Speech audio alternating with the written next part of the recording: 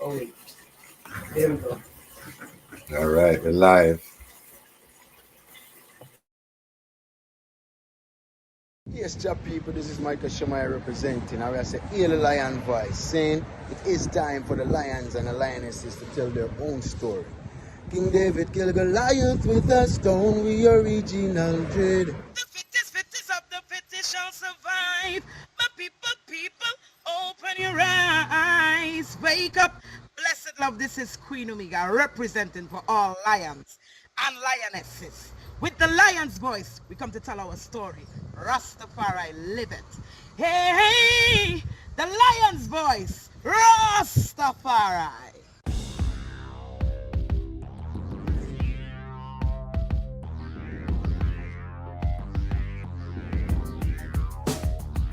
Well, lion voice, tell them that's the people first choice. Lion voice, make the lioness them feel nice. Lion voice, with the lion cubs we sacrifice. Lion voice, got to show the people them the life. Lion voice.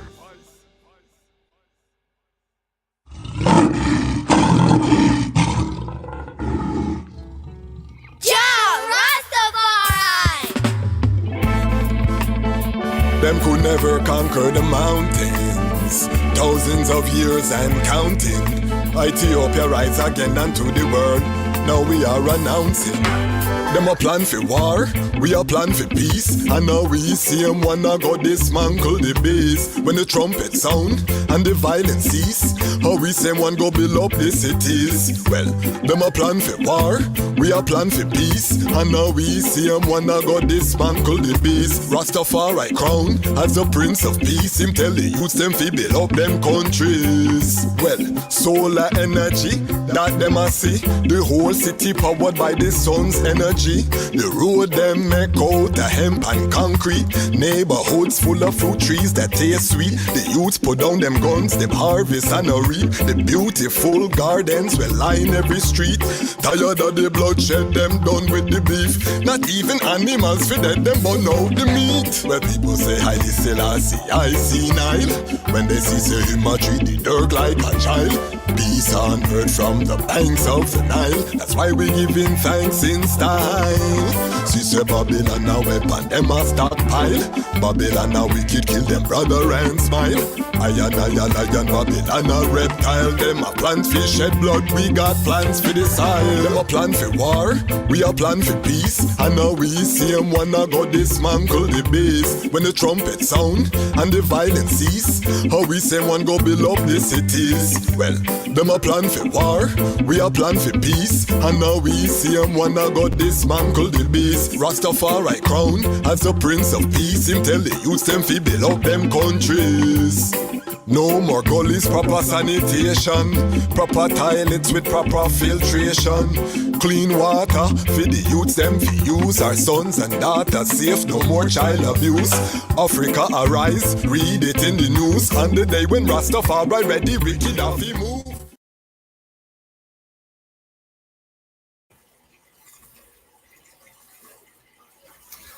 Greetings in that divine name of His Imperial Majesty, Emperor Haile Selassie I.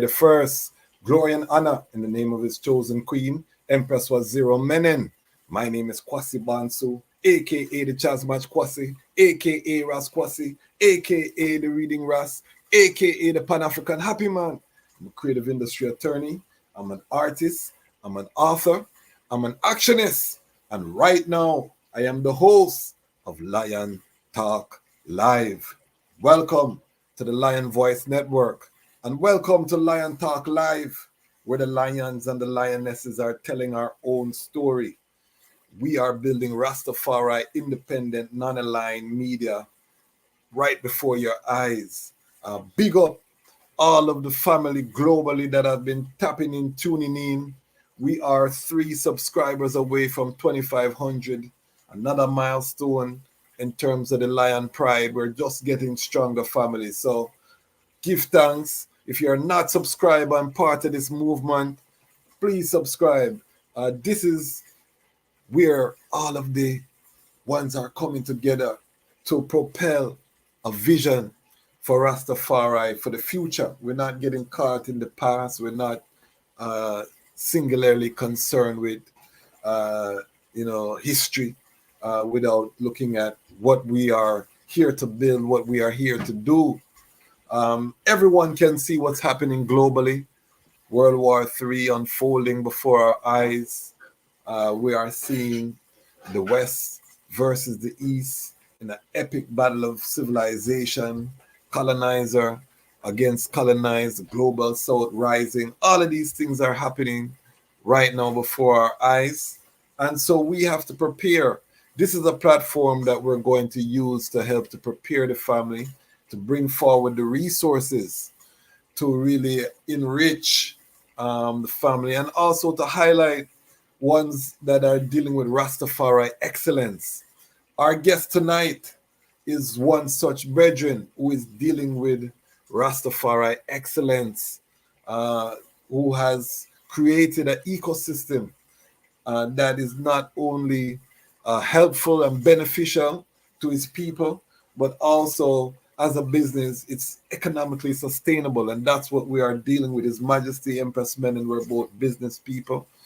And so we want to examine and look at brethren and sisters who are operating at a high level. So our guest tonight is like that. Before I bring him forward, let me just again big up the Lion Pride.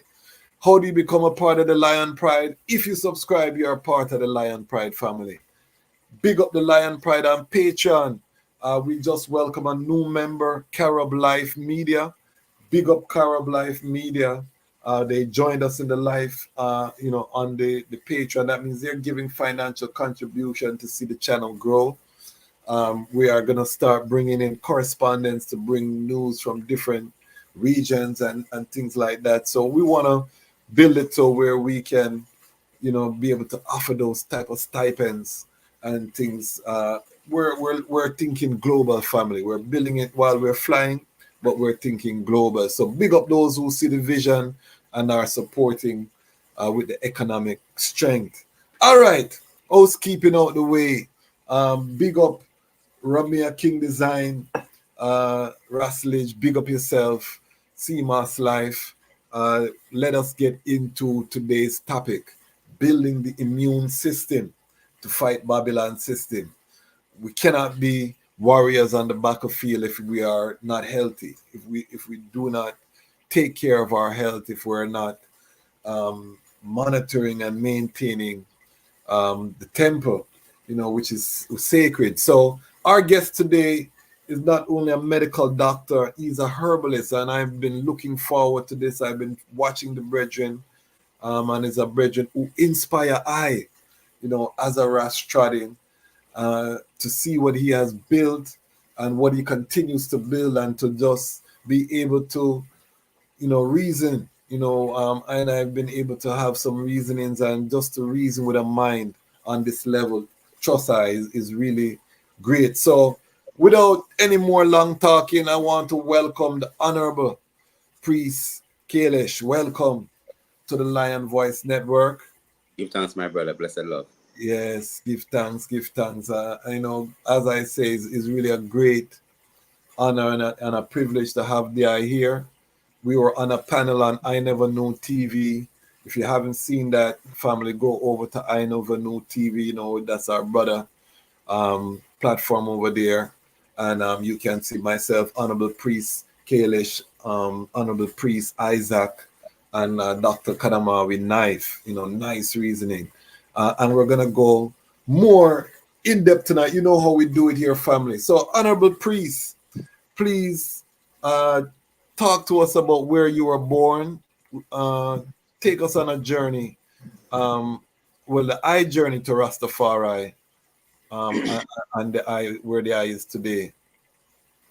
Oh, I'll give thanks. I was born in St. Lucia, which is basically a country in the Eastern Caribbean,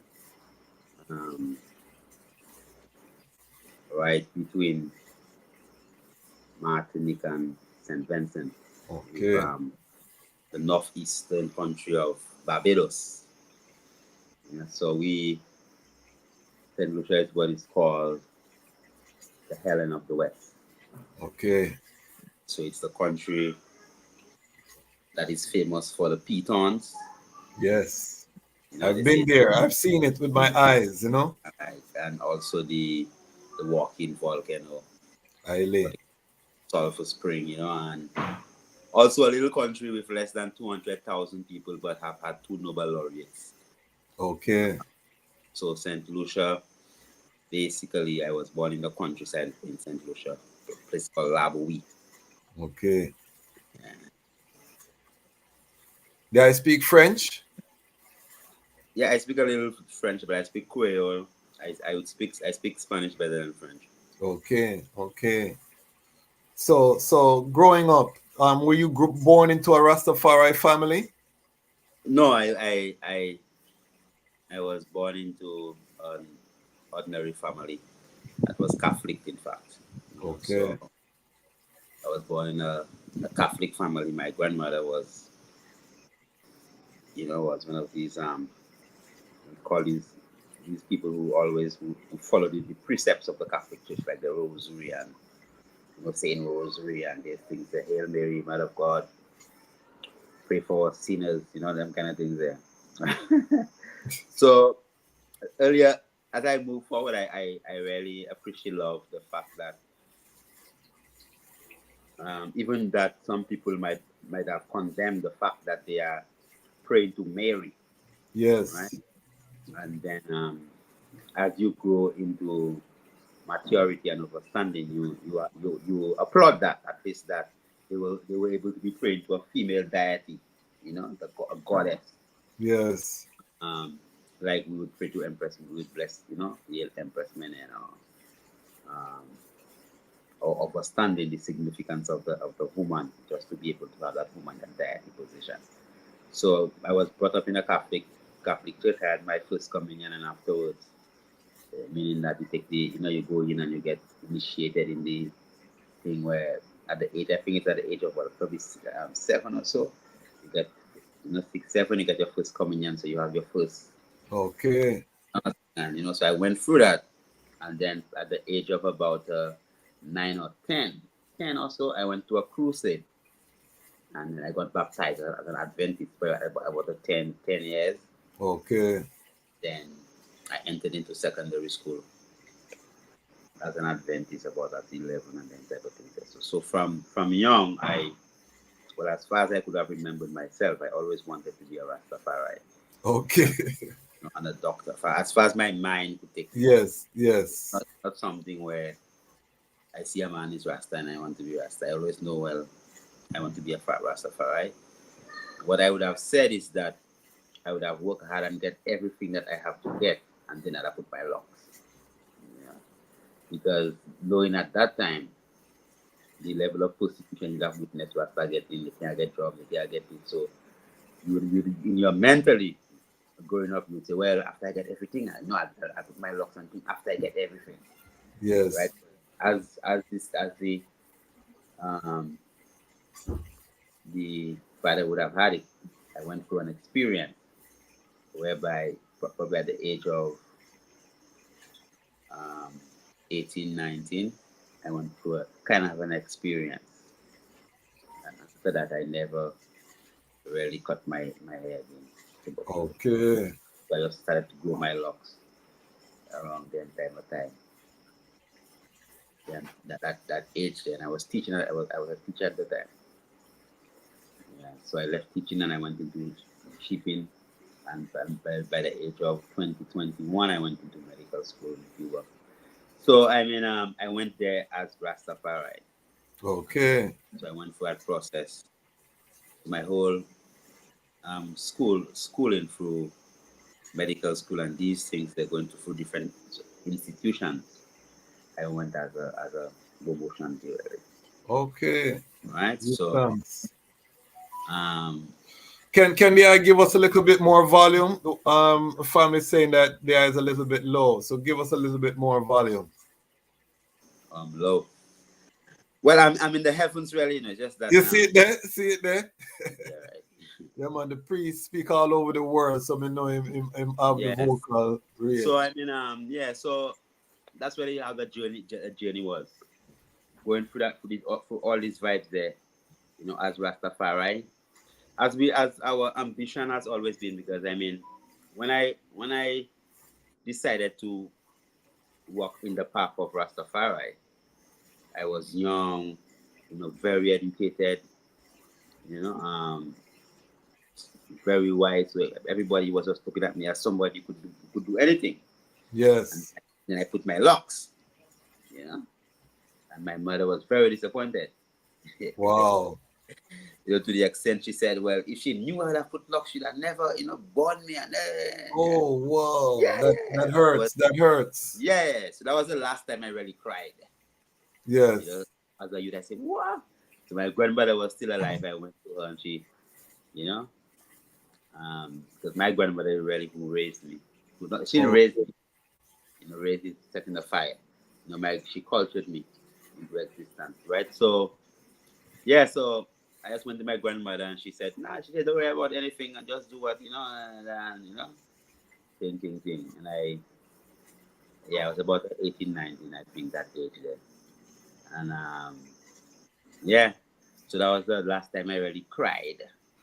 I said I would never cry. And this is important, Honorable Priest, because these are the stories. Other ones may be going through this as youths and see this and know that, look how it turned out for the Honorable Priest. Because you might go through a low moment where you put on your covenant and your parents reject you. You know what I mean? And I've seen it. I give thanks for my parents. I didn't go through that, but I've seen brethren literally fight them father, them mother because of putting on their locks, and the parent don't want them in this liberty. So I know the pain what I talking about, in terms of even crying. But as a young man, and you're saying you want to be Rastafari, when did it connect with you in terms of the actual theology, in terms of His Imperial Majesty? Was that something that was always there, or did that come later? Well, I read the autobiography of His Majesty. Okay. Yeah, so I went through that incident whereby I was in a vehicle and then, span over and right off, and oh wow. I just came out. I didn't get a scratch. Okay, give thanks. Yeah, so I give thanks for that. And so at that time, as that was happening, just like my life, I just was watching things in front of me. Wow. Okay. And then after that, I got a book from a brethren, the autobiography of His Imperial Majesty. And from that time, I never cut my hair again. Okay. What was it about the autobiography, or what was your impression? Because I can tell you, every time I read that book, it's like I'm reading it for the first time. But what was your impression when you first picked up the autobiography? That man is God. And how there are men who are just extraordinary in what they do, and just using logics and science and evidence. You could look at a man, you could look at Marcus Garvey and say, well, what Marcus Garvey did, no one can do that. Yes. Unless, you were significantly blessed, and, and you have that high level of commitment and discipline, and yet still you have that God spirit, that God manifestation, in you to manifest such levels of greatness. So when they say the greatest prophet, no one would argue about who surpasses Marcus Garvey. Yes. So the works is there. So His Imperial Majesty, when you read the journey and you understand the liberation of Ethiopia and the rest of the world, that really showed me that, like, the man aspect of God, because here you are hearing all these different aspects of some grand thing that might do that and he does that and he write that, something, and then you really see, well, because if you searching for truth, because this is salvation, Yes. What I'm going to be basing my spiritual, my soul, my salvation on. So I was very critical Yes. In examining the man and see the example that the man set as his Imperial Majesty and say, wow, Yeah. there is not one other man like that. On the highest level. Yeah, We have to understand that on the highest level on earth, So that's my personal journey, and it's not something I just really go into. It's precious. Yeah. Give thanks to share that. And I want the family, we have 16 of I and I here, to appreciate love, because you don't usually hear the priest go into these details. This is Lion Voice. This is our home, as Rastafari. We are unapologetically Rastafari here, but we are highlighting excellence on this platform. So we're going to hear about the medical school in Cuba. We can take our time here because I want the youths them coming up to see their example. You don't have to run out on a stage, to embrace this liberty and mash up a show. That is great, and we give thanks for those who are doing that. But this is so broad, His Majesty live in the heart.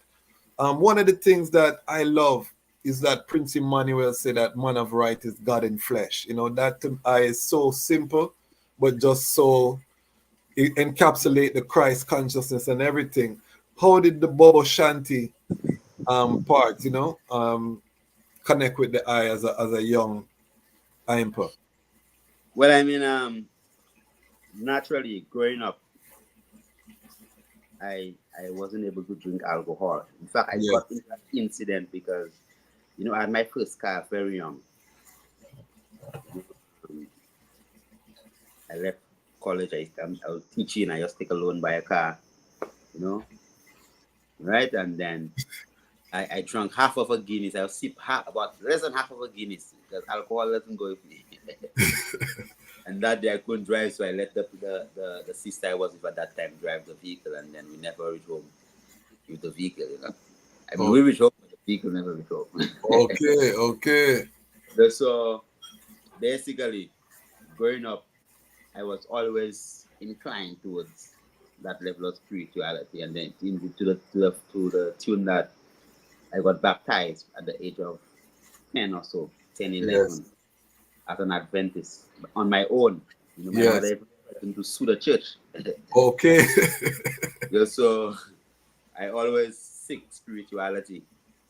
So you leave the Vatican order and you went to seek the Adventist order, the sabbatical. The sabbatical. Okay. So then after that, when I grew my locks, I went into the binky. I saw how it was, and even at that time, while growing my kinky, I never exposed my dreads. My mother never seen my dreads. Yeah. Right? So from growing my dreads, I was never a man that exposed it. The order of King Emmanuel Charles Edward. Yes. Right? And then Noah is Bobo Shanti, that's the order that, so that's why, And then I saw the God in King Emmanuel Charles Edward as a man, a physical man who could have created an order with the man and them around him. Create an order, like a literal churchical order. Yes.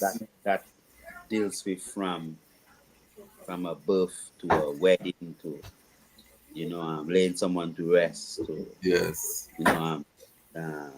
when you blessing a child and morning devotion and Sabbath service and the hymns, the chants, so I say, well, within a lifetime, being that coming from that space where I'm coming from hymns and choruses, so seeing that in that realm from the 1-2 heartbeat rhythm and studying the science, behind the drum song and the kunde and the bass and because remember I'm a scientist, so I'm not just going into this like as if I'm No, I don't want you to talk from that perspective. That's why I want the I on this platform to talk from that analytical brain. Give us a little bit more volume to again. Bless up all of the family in the chat. We're gonna give opportunities to ask some questions as well. But give us a little bit more volume. Talk to us about the science of the drum, the 1-2, the heartbeat, you know? Well, I mean, as Bobo Shanti, there's something we call going into Zion. So if it is that you sing in a hymn, morning has broken, you're going to a hymn and then you're coming out. In Holy Mount Zion, Zion, Zion, I, Lord, Holy Mount Zion, Zion, I. Right, so, it's a breath and a, Yeah. so basically there's the man aspect of the service. Yeah. Then you have the funde, which is like the 1-2, Yes. which is the original love dub rhythm of the heart. Love. Yeah. Do good. We call it do good in the Naya Bing girls. We said the do good order. Yes, I. The do good. Right. So with Bobo Shanti, our 1-2 is a bit slower and it has Yes. that space. Just like so it's like 1-2. So it's so it's like right. So when you have a congregation of people, of 50 people, and Bobo Shanti order 7 priests on the altar. Yes. And 4 guards and 3 musicians. So 7-7, and then you have the clapping, which is the 1-2 rhythm of the drum. So that now represents the heartbeat. So when you have 50 people within that space, and the building then becomes alive, because automatically what the frequency of the drum does to align everyone's heart rhythm to that same heartbeat sound. I was waiting for the eye to say that. Yes. So it naturally would just happen. And then even as you clapping, all these things there create vibration, because you are not just physical, you are effort, you are vibration, you are energy. So what happens is then you have the bass drum, which represents the breath, which is boom, doop, boom, doop. Right? So then, because your heart rhythm is critical, because that's the most electric organ within your physical structure. Yes. And the breath deals with the spirit. Right? So the bass drum then aligns the breath together. That's why every time you have to go, when you're singing, you have to go on the key, which is like the doom. So even if you're in a chorus and when you enter into the chorus, you have to enter on that key. On that bass, yes. So you could write that rhythm pop, that. Yes. So when you connection. Because when you need service, you have to write the bass. You have to write that. So you write the breath now. So if whatever you say is smile and get your face right, whatever you say. Yes. When you come again, you have to come on. Boom. Yes. One. I love this reasoning because these are things that I talk to myself, but I don't have a medical degree, so I keep it to myself, But these are things that I always said, that this is like a synchronization of the community heartbeat. Everybody go, if you're chanting for 12 hours straight and chanting together, by the time you leave that, it's like you get a boost in your heart, pump, the thing. But I didn't have the words to express it. So what the eye is saying as a trained medical doctor, you know what I mean, is just. Well, I never learned that in medical school. I know that, but you have the knowledge of how the human body work. It's a joy. I actually tap into the eternal source of knowledge. Yes. Yeah. So when then the breath and everyone and you're singing a hymn. Remember, the hymn have an air, which is the breath, the air of the hymn. Yes. From green lands I see. So everyone singing it the same way. Yes. Right. So when you're singing, that means that you are breathing. When you Yes. sing, when you sing, everybody breathing out. When you take a breath, everybody breathing in. Take a breath. Yes. And you sing again, everybody breathing out. So, and that align with the bass, and then Frequency. the frequency of the 1-2 of the heart rate. So the Mm. breath and the heart. And then you have the kete, which is like sharp and piercing. Yes. Actually represents the meditation. Yes. Talk. So that's why whenever you go into service and you come out, as you say, you always feel real good. So if it is that as a people we really understand the science, that's why it's a science and it's like a private business thing. So it's a science that is, that at Ras Tafari, that's our weapon. That's what we use to cut and clear. You understand? Yes. So it is critical that even when you approach it with a high level of respect and dignity. So another thing whereby, that's why I say you don't convert people into this. No. Yeah. So No. It's an inborn concept. It's an inborn conception. So how did the what was it like going to medical school, as a Bobo Shanti priest, and then what was that experience like being in, you said you were in Cuba? well, I mean, it was a good experience. Cuba made me very militant. Okay. Because so many people would perceive that the Cuban regime was like a beautiful, great regime, and I spent 3 years in Cuba. I didn't even finish my medical school thing in Cuba. I did that at the American University of Antigua College of Medicine. Okay. So when I went into Cuba, the time I was in Cuba, everything in Cuba is pork. Every single thing. So you're in a country where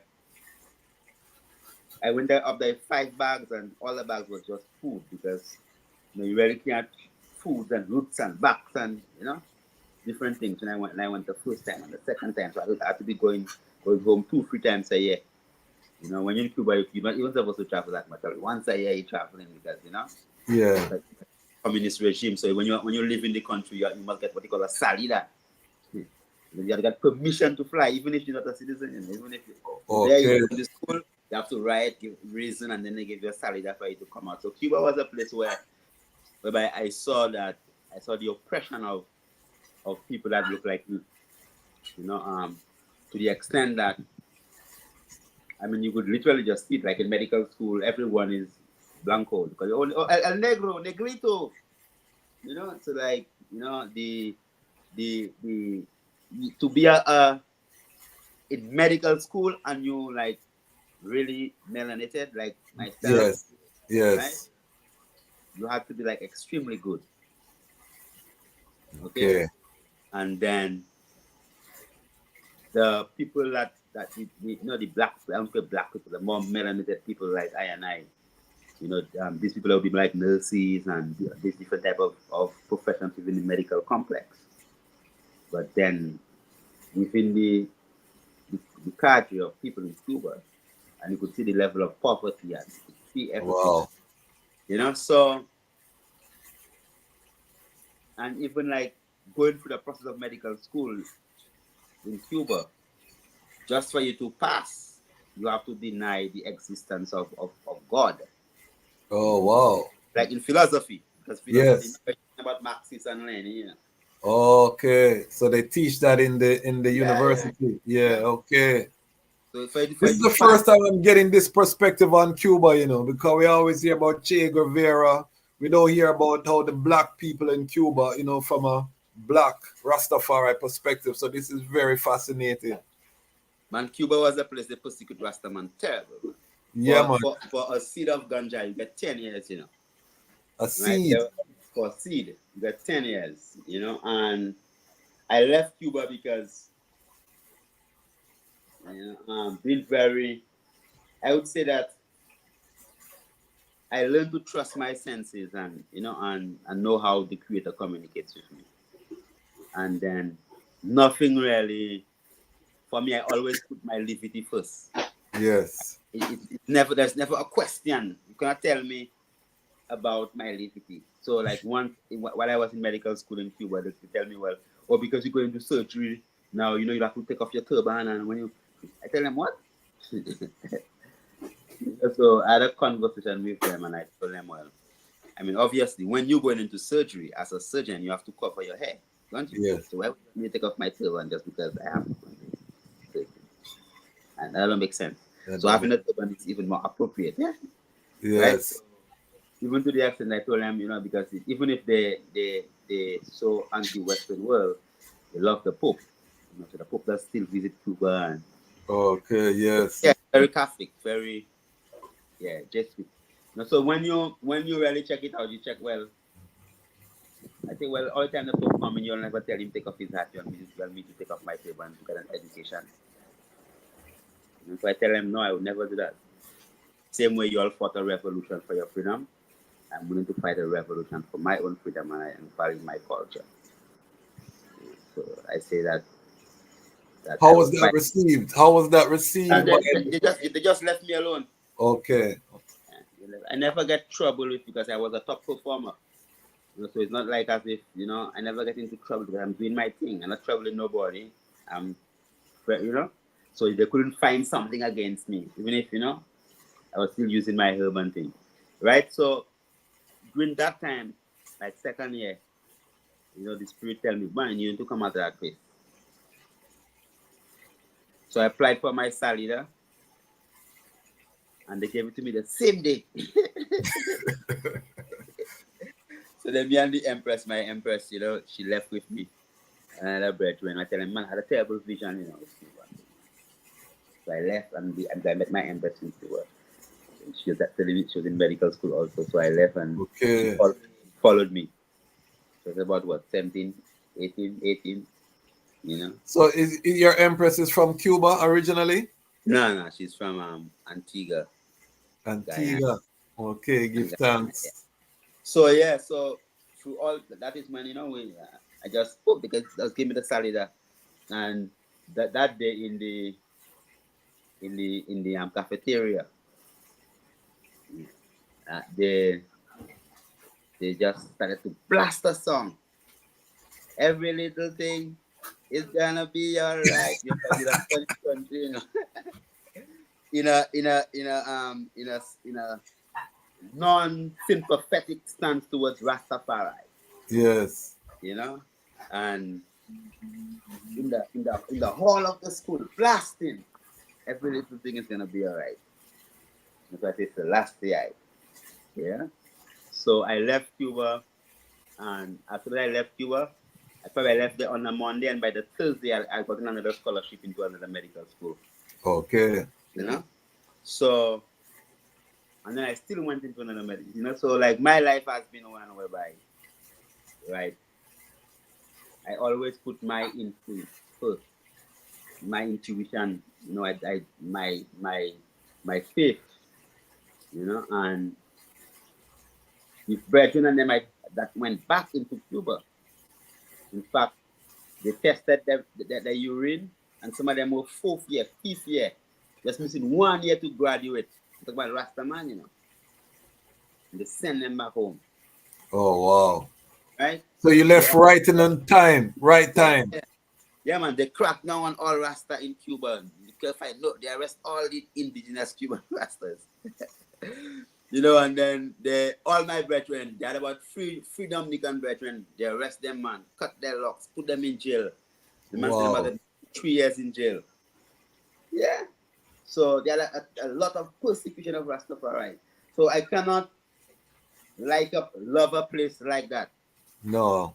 And tell you, well, the policies of this man was a man that was for the emperor. In fact, the man that support Mengistu too. Right? And they were more like, for me, like impersonators trying to represent the king still, you know. So, and I know who come in that person of Imperial Majesty, you know, and serious, and I serious. I just cook my own. I don't eat. I don't drink. I don't eat them people think I don't smoke tobacco. I don't drink rum. I don't run prostitute, you know. So I'm a Rastaman, right? So at the end of the day, Cuba wasn't a place whereby I could rate to say, well, when it comes to how they treat I people, was anywhere was an honorable place. You know, and Yes. I can say that freely, you know. So, and don't feel no way about that. Like, Well, I no. my Cuban experience, trust me, Cuba was a place whereby I love that experience to be able to see. It For build my a militancy within the eye. yeah, but yes, there are a lot of fruits, food, and around every hospital there is an organic farm. Every single hospital there is an organic farm where you could find every herb and every greens, and you know, so you could cook a whole cabbage. You could just eat pineapples all day because all these things they are grown in abundance around the place. So when it comes to food sustainability and organic farming and knowledge on herbs, Cuba, yeah, right? Yes, thanks. And within the medical complex now. So even from, because I was very keen on my studies, I had access to the hospital from first year. So as long as you get a brethren in a higher year, right, you have access to the knowledge. You don't have to wait for a man to think. If you want to work and you want to learn, you go and check your brethren that's in the hospital doing his wrong something and you're learning. You understand? So the access was there.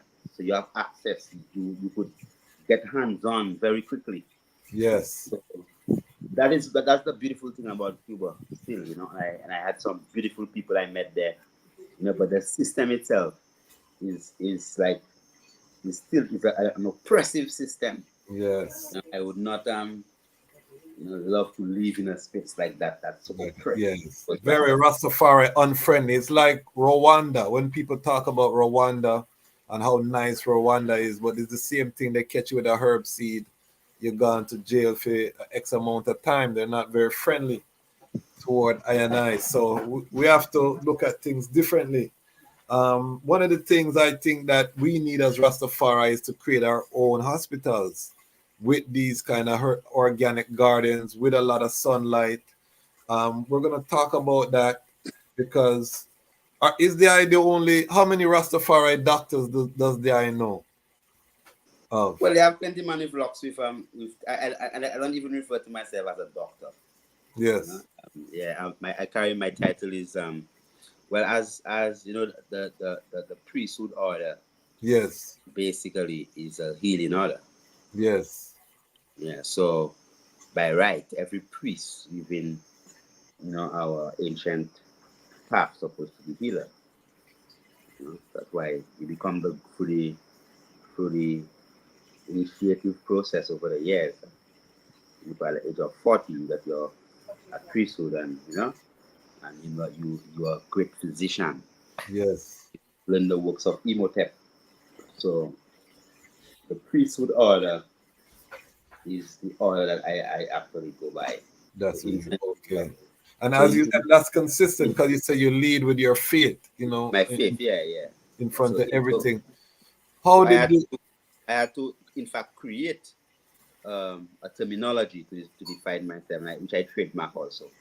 Okay. Herbal physician, herbal physician. Oh, herbal physician. And that was going to be my next question is, when did that knowledge of herbs start and how did you educate yourself on the use of herbs? But as I said, I grew up with my grandmother, so my grandmother was the herbal woman in the community. They used to call her, Okay. yeah, they call you like a gage, like somebody who works science, or they used to, call my grandmother a gage, or that's because she was a herbs woman. She was a person that people used to come to when they have different issues, and she give them some herbs, and so I grew up around that. She's sending me and get this herb and get that herb and get this herb and get that herb and get this herb. So I grew up, that was like something normal for me. So I automatically, just growing up, I knew that herb, I knew this herb, I knew this herb, I knew this herb. I did not really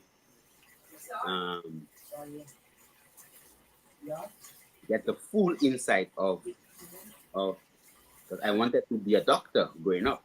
Yes. Yet still, I was around this woman that was actually, known for using herbs that people even used to call her all type of high science name and them type of thing.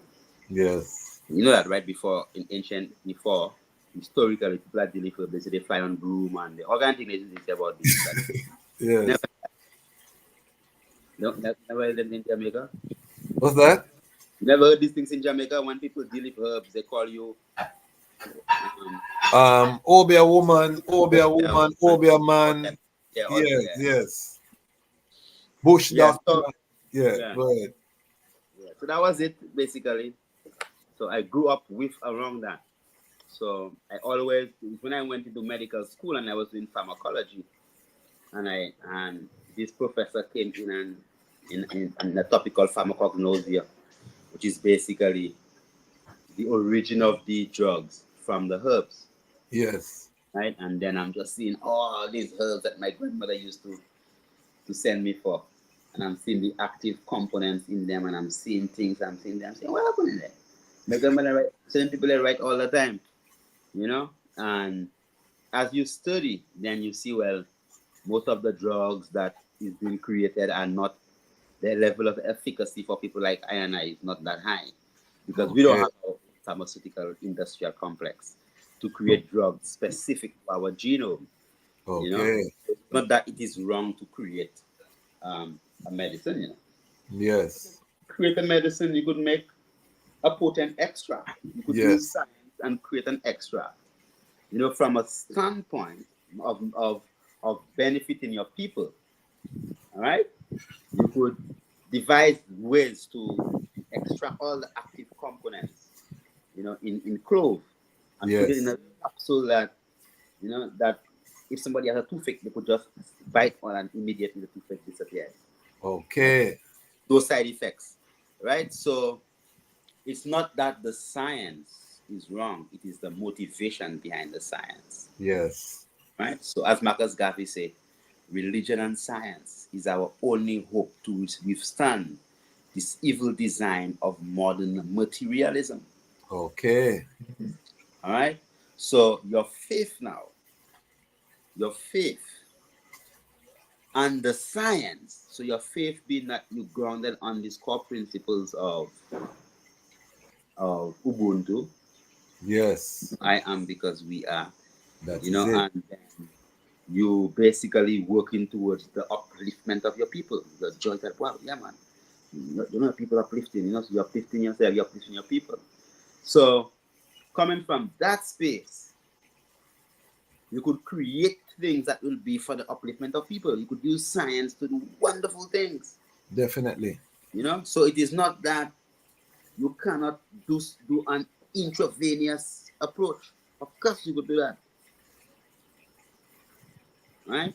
So the thing is, then you are doing it in a manner that will actually uplift and benefit the world and the civilization and make it better for people than out of the bare aspect of creating something, you know, just to make money and profit. And then you have diabetes and you're taking this drug for diabetes, and then for 40 years and you still die from diabetes and you're taking this injection every day. Right? So you're not getting to the core because you're still eating trash and just medicating, and the doctor never told you that you need to change your diet and these things, or you live it. So it's a serious thing that you're saying. Truly. Yeah, man. So the topic for this evening, family, and I want the item to be prepared to ask questions in the comments. Big up the Lion Pride on Facebook. Hold on, we have a little thing there. Is, you know, most of us as Rastafari, Pan-African people, you know, we consider ourselves warriors, you know. We're on the battlefield. We use this terminology. You know, a lot of us, you know, we grind, we wear many hats, you know. We may do several jobs to earn our bread. And at the same time, we're seeing a lot of our elders dying at relatively young ages, you know, 60s to 70s. This is a young age. I was just watching a 98-year-old gymnast in Germany on the balancing beam at 98 doing all type of handstand and these things. So it's not because you are 60, 70 mean you have to be popped down.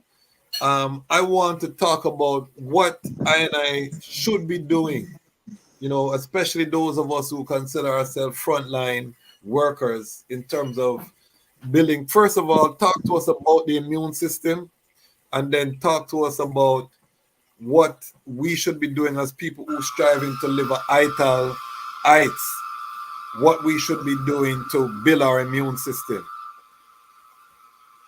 Well, I mean, give thanks. I would say that well, our immune system is the defense system. Is basically um, your police and your soldiers. They are your immune system. You have different levels of immunity. So from a child is born, a child is actually born with a certain to a certain degree, with a certain level of defense from pathogens and disease and germs and toxins and all different type of things. You call that what they call innate immunity. So there is the innate immune system, and then there's also adaptive immunity, whereby as you are exposed to different aspects and as you grow, your immune system actually develops into an immune system that is a lot more than what you were actually born with. Just because you have the incorporation also of what we call T cell immunity and memory cells and antibodies, and the capacity of your physical structure to be able to identify a particular disease causing organism, and then being able to recognize it and being able to create specific proteins that could destroy it quickly, right? So it could see to remember, oh, you came yesterday, So even before it begins to affect you, your system itself actually has a capacity to actually destroy it. Yet still within your physical structure, you also have what you call natural cell death, what you call apoptosis, whereby you have the cells of the physical structure naturally age, and then they die, and they need to be absorbed and broken down, and your skin might peel off, but the lining of your veins and your arteries and your blood vessels and the cells of the muscle, cells actually go through a natural process of living and dying. Okay. In that same process, you have what you call mutations, whereby you have changes that happen to a particular cell where the cell begins to get abnormal. So because that cell is abnormal, then you have a specific aspect of your immune system that will recognize that abnormal cell within your physical structure and then destroy it. All right? So your immune system also just constitutes your skin. So your skin is the largest organ of your physical structure. Mm-hmm. And the skin basically is the extension of the brain. That's why it's so melanated. Okay. So it's basically your brain interacting with the outside world. All right. So understanding that even that physical barrier is a part of the immune system, protects the physical from lots of different things. Just that barrier. Skin, yes. Then also important to understand the significance of what you call lymphoid tissue. That means your lymph nodes, your lymph glands, your tonsils. Okay. So you'd have them all on the liver. You have them, your auxiliary lymph nodes around the armpits and by your groin and different areas. Okay. So if it is that you have an injury in your toe, you might get a big swell around your groin area. Right? Why? Because that's lymphoid tissue. So you have an accumulation of white blood cells within that area because there's an infection lower down, just to be able to elicit that immune system response. Okay. So the lymph node is like a factory of white blood cells. Yeah. Okay. Right. So and you have then Like your tonsils is lymphoid tissue. So your tonsils have a lot of, cells scanning what's going on there, what's going into the, Okay. so, and appendix and all these different aspects. So your every organ system within your physical structure, from your skins have immune system cells called Langerhans cells. When you breathe in the air inside of your lungs, you have specific immune system cells within that area there. So your immune system is actually integrated within your physical structure. So it is a part of it whereby every little bit of blood, everywhere it passes, every air that you breathe, it has to be scanned, and so even the hair in your nostrils is part of the immune system. Yeah. All right. So the immune system is that defense system, that protective system of the physical structure. And I mean, just your level of awareness, the paradigm shift is when you begin to contemplate on how is it that the things that you put inside of your mouth affect your physical structure. So you become honest, Yes. So you say, well, when I eat this, what happens to me? Is it good? Is it bad? And probably could dwell a reading on it and see what it is, and then you could make honest decisions on eating what you think is good for you. So you don't have to even start from where someone on social media is telling you. Yes. You would start from that specific honest point of whatever you know for your own self. So I'm sure that 99% of everyone knows that soft drinks are bad. Soft drinks are bad, so people know it's bad, right? Yes. Even if that's all you know that's bad, so then just stop that. All right? So if you could begin to initiate that positive growth, right, in the things that you know that you're supposed to do and become intrinsically motivated, then at least you'll begin that journey whereby you could add on whatever it is that I am actually telling you. Okay. So that's pretty. We have a brethren here that says the lymphatic system works by moving, staying active. What do I say to that? Well, we have to do that. Is that correct? Is that how the lymphatic system work, by moving and staying active? Is that? Well, I mean, even when you rest in your lymphatic system still moves. You still, okay. Yeah, so it's not like as if when you rest in your veins don't move.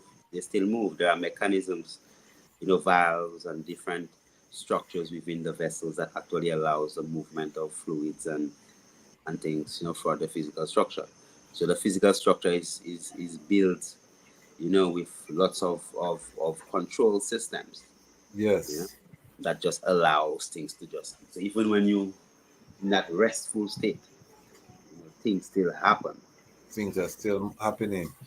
This is a Ras Tafari platform, so I have to ask this question: how does the endocannabinoid system work with the immune system? And for those who are not familiar, cannabis, which is our sacrament, stimulates the endocannabinoid system, and I've always heard that there's a synergistic connection with all the other systems. But what is the eye perspective on the endocannabinoid system? Well, I mean, the endocannabinoid system, your physical structure produces a natural biomolecule that is very similar in structure to the cannabinoids found in the plant called marijuana, cannabis. Yes. Right? So it's called amlodamide. Right? And what it does is that within the central nervous system, amlodamide is the chemical that's responsible for making you not remember things. Okay. Right? So it allows you to focus. So for instance, there are many noises around right now. Yes. Okay? But even if your ears are hearing it, it's not like everything. If everything you're hearing, just comes into your consciousness, like every noise, every door that closes, every car that passes, everything that happens. If you begin to hear it, then you might just go crazy, right? Yes. So you have a system, an internal operating system that has that capacity to shield you from all that other things, all these other things happening, and Okay. allow you to be able to focus more on the things that you want to focus on. All right. So that is an aspect of it. Yet still there are what you call receptors for the cannabinoids within all the organ systems. All right. So it's not only in the central nervous system, within Okay. the system, within the digestive system, within the rest of the endocrine system, within the urinary system, within the muscular system, the nervous system, as we said. So when these specific cannabinoids interact with these receptors, right, what they would do, they would actually regulate specific mechanisms that's actually taking place within the physical structure. All right. Okay. So that's why to understand the mechanism of how okay, someone with multiple sclerosis, they might when they take ganja, they might stop having as many spasms, right? Because the endocannabinoid system, because of that deficiency, because there are right now they're saying there are deficiencies of endocannabinoid. So how would Okay. someone behave if they deficient endocannabinoid? Because they just discovered this new system that they never knew was there. So in the same way you have vitamin A deficiency and you get blindness, you have vitamin C deficiency and you get scurvy. You get, right now they're saying, well, what are the deficiencies of endocannabinoids? So they see a new system, right? So when it is that you begin to utilize the cannabinoid within the ganja, it also just helps to provide that, I would say surplus, that needed quantity to keep you within Yes. the realms of the physical structure is actually operating properly. So within the immune system, there are specific pathways for all type of diseases that the endocannabinoid system will actually affect the outcome of what you Okay. are. So it's not like I could tell you it affects the immune system that way. So Yes. different systems, it will activate T cells in one pathway, and help to fight that particular, So there are plenty different specific immune system pathways that cannabis actually is beneficial. All right. Okay. So it is a very, I would say, the previous time we were in this conference and the professor said, how did the Rastaman know? How did the Rastaman know? That it's only in 2019 he learned of the endocannabinoid system, right? And how many patients he could have actually saved and assisted, right? If he had known all what he knows today. Wow.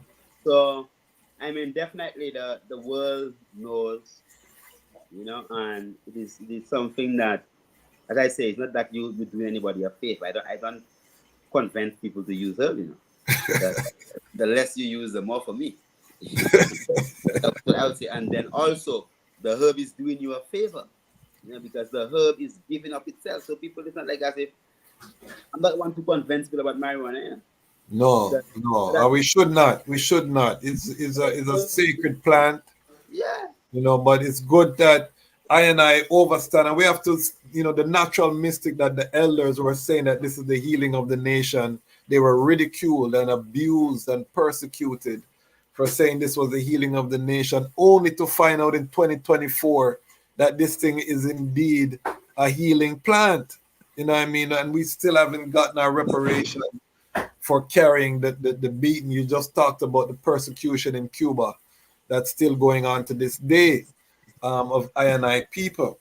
I want to touch in on well, some. I don't Well, know. I don't know if the law has changed. I cannot say if this yeah, injustice. I have I, not been to Cuba yeah. No, I'm not, pretty sure. I'm pretty sure, King, that Cuba still persecute the herb because we were communicating with some Rastas there, I remember, and that was one of their big, grievance. Give thanks. But I want to go into, I want to give people some practical, because like I said, a lot of us live in urban environments, city living, and, we're going to the health food store, we're going to the grocery store. But what can we be doing, or what should we be doing to build our immune system as Rastafari and Pan-African people who are conscious, right now, given what's happening? Well, what I would say is that first night I was having a class.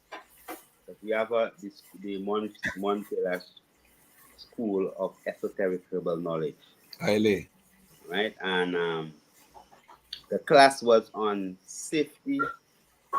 No, it was on toxicity, contraindications, and safety. Okay. And what I would say, but I looked at it, the first point, which is the most critical aspect of, the most critical, yet still the most neglected aspect of medicine. So, understanding that our ancient knowledge of medicine comes from a point of synergy. Synergy, Ubuntu, interconnectedness, right? I and I, right? So, understanding that core principle, right? That our ancient way of doing things comes from that level of self-knowledge, self-awareness, and how your entire physical structure actually functions. So when you look at even the fortification of your immune system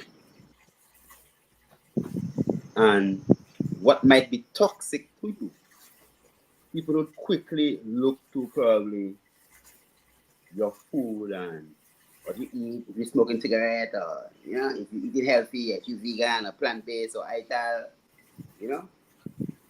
Yet there is the vagrant who actually eats from the trash can, sleeps on the sidewalk, and doesn't catch a cold. And he will eat from the rubbish bin and he won't get a diarrhea. And some of them man they will say and they'll go old as vagrants, man, old and living hash life and thing, and old and older than some people even who eat very healthy. Right? So then through our principle of how we analyze the physical structure, we don't really look at medicine just from teeth and bone and that aspect. We know we have the 7 levels of existence, like your physical structure, your emotion, your effort, your soul, your spirit, your stars, on earth as in heaven, and then your God self. So you understand that interconnectedness between yourself and your cells, because you're not just what you see. You are a lot more than what you see. Okay. Metaphysical. So then, metaphysical, yet still physical. Yet still physical. Yet still physical, because I could say something to you and it could change the consistency of your blood. Okay. Somebody could make you happy. Somebody could tell you something and you get upset. And you get attacked,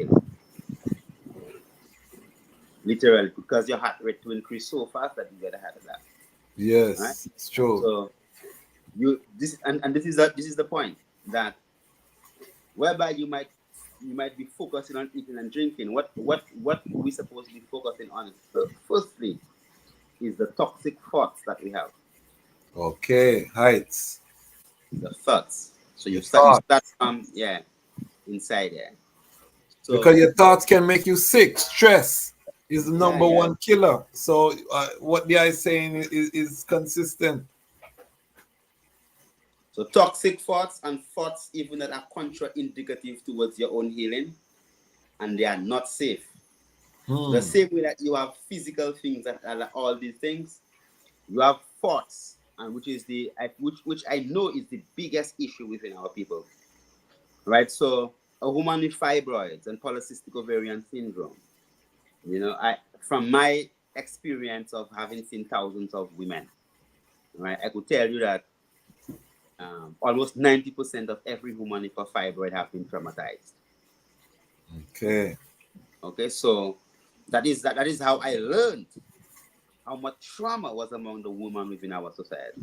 Yes, this is not being talked about. This is not being talked about. So The abuse, molestation, yeah, all of in these. any room you are with 10 women, trust me, at least 8 of them go through some level of trauma. Wow. You know, so it's that bad. So even when you go through trauma and you reflect on that trauma and you get sad, what you do, you just build up your stress hormones within your physical structure and you poison your own self. Wow. Right? So even not letting go of trauma and holding on to trauma create that biological reality in your bloodstream that feeds the fibroids, feeds the tumor, give you prostate cancer. So for the man, because the man's hormone is testosterone, and as the man ages and hits 40, his testosterone levels begin to decrease and his estrogen levels begin to rise. Yes. That's the female hormone. That's why the man becomes calmer as he passes 40.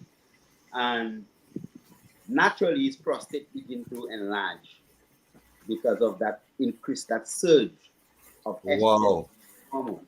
Oh. So if it is that you are putting yourself in a spirit, in an emotional state, before we take that question, even if you put in yourself in that emotional state where you feel very a space where you are very low in self-confidence, you begin to doubt yourself, you question yourself. That mental space, naturally, as your cortisol level rises and your adrenaline and all these things rises, because it's a decline in your manhood, because I mean, if a lion is chasing you, you can't get an erection. And how are you going to get an erection? If a lion is chasing you and you see a naked woman, you'll run. You stay. Yeah. And the erection strength is a sign of health, especially when you're over 40. And circulation is very important, what I saying, because a lot of people suffer from erectile dysfunction and you don't talk about it because different things happening. Yeah, and even that erectile dysfunction could be from the mind. And so I'm telling you that, yeah, man, because as Marcus Gaffey tell you, without confidence, you are defeated twice in this race of life. So if I'm telling you, that poor sense of self-confidence and rejection of the man can result in an enlarged prostate. Wow. Okay? So then we're not even going into the whole realms of just the food and the eating. Just on the mental aspect of things, your state of mind. Right? So when you understand that as a woman, then well, how do you embrace your trauma? Because when you think of it, you have to begin to feel good, because you want to feel good.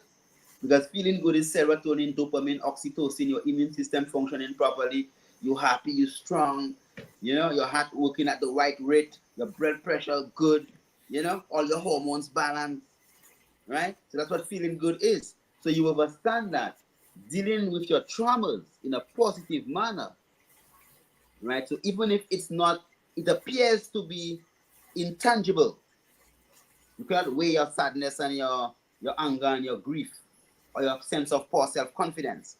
There is a direct manifestation from that emotional state to that physical state via the endocrine system that make you produce chemicals that make you physically manifest that state you are in your mind mentally. Wow. Right? So if that mental state represents a biochemical reality that will get you sick, and you're always in that mental state, what do you think is gonna happen? As above, so below. As above, so below is and this is part of our divinity. We make manifest what we what we conceive, you know. So I'm glad we're taking it on this level, because this is the platform. As Rastafari, we say we're a spiritual people. So I'm glad that we're looking at it from the thought, from the concept, you know. Yeah, and I Thoughts mean, are powerful things. and the rest of it, if right now, what I just say is that if right now I have to be telling a man what to eat and drink, that man there is very late. Because I mean, there is so much. I don't even believe that right now you should be telling a man what to eat. Okay. So for me, I don't even like, I don't even watch it even on the eat and drink basis, because, I'm more, because you could eat as good as you want and then your mind not clean, doing yourself no good. You're You still know, gonna and manifest. Yeah, you yeah, still the man that manifest sickness. yeah man, the man that eats his chicken, and grows his chicken. He grows that and feeds that. If he cuts his coconut, feeds it, and develop a relationship with his chicken, right? And then before he kills it, puts it in a cage, give it his aloe water and his water, and kill it and eat it. The man chicken better than your all them so-called healthy thing and superfoods you say that you are eating. And Wow. the man consuming his thing within a balance within his own culture and tradition. Right? So how am I going to judge that man? And say, well, the man's not supposed to eat his chicken. Right? So Yeah. me then is this person coming to that awareness. So it is for you now as an individual, as a Rastafari. Because remember, Rastafari, I don't eat chicken. Right? Yet still, I can still understand someone of a different culture and tradition that deals with their dietary necessities Yes. differently, right? Right? And I can embrace their reality, and I don't have to enforce. I could show them through my own livity, and they could make that decision based upon their own investigation and their own knowledge, but you don't have to enforce your way on No. people. And this is very important as we move into Africa, because in Africa, there's a lot of traditional, tradition. You go to a place, a goat might lose him life, right? That's all. And you have to just know that that is the tradition, and it's not anything about you. Is how the people live, and they show their respect, and they honor their ancestors. You know what I mean? So we have to have that tolerance. We have a brethren, Kenny, who's asking what can you eat for red blood cells and what is good for the prostate, which I had touched on prostate, but are there things that we can eat? And I'm interested because I and the I are the same age, but I know that once you hit 40 years old, you need to start to really look into things like the prostate and things. So are there things that I can eat, or natural herbs that we can consume that assist with the production of red blood cells and also the prostate? Yeah, I mean, basically, things like Kalalu is very good. What they call Amaranthus dubius. So the Okay. Amaranthus dubius and also the amaranth itself, the grain from the Amaranthus dubius is also very rich in iron. Then you have herbs like your stinging nettle, your vervine, you could drink this thing. Red raspberry, extremely rich in iron.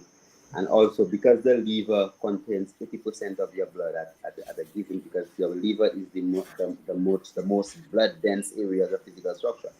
The Okay. liver. That's why when they say you need iron, what do you have to eat? Liver. Yeah. Liver. Back in the Because day. the Yeah. liver is full of blood. That's why when Yes. the liver cook it's so dark and brown, and Yes. I never love, even when I used to eat flesh, I never used to love liver, but yeah.